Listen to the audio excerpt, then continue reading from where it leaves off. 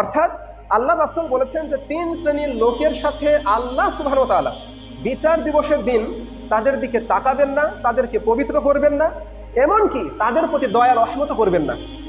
তার মানে এই লোকগুলো কারা?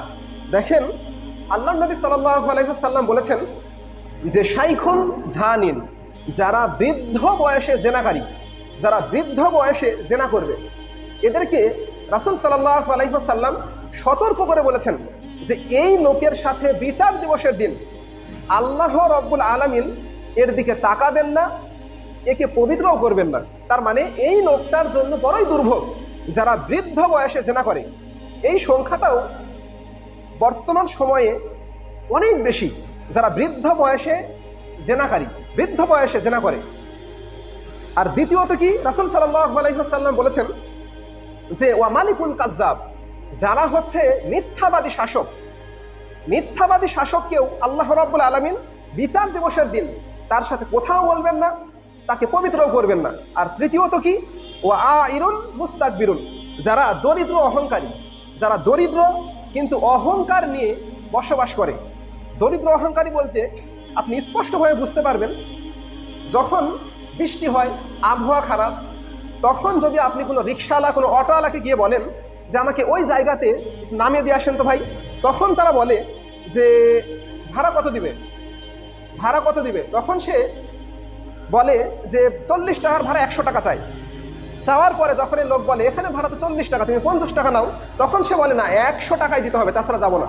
তার মানে এই লোকটা হচ্ছে দরিদ্র অহংকারী।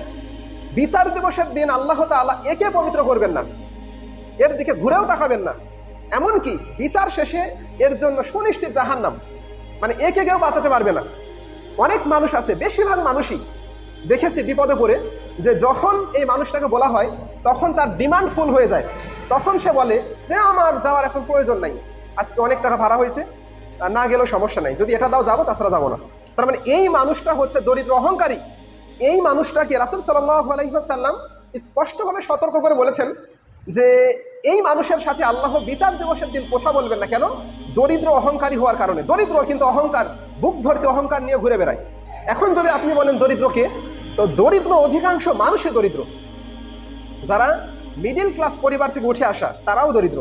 তো দরিদ্র কারা নয়? যাদের অবৈধ পথে লক্ষ কোটি টাকা দিনে ইনকাম, এরা হচ্ছে দরিদ্রের মধ্যে পড়ে না।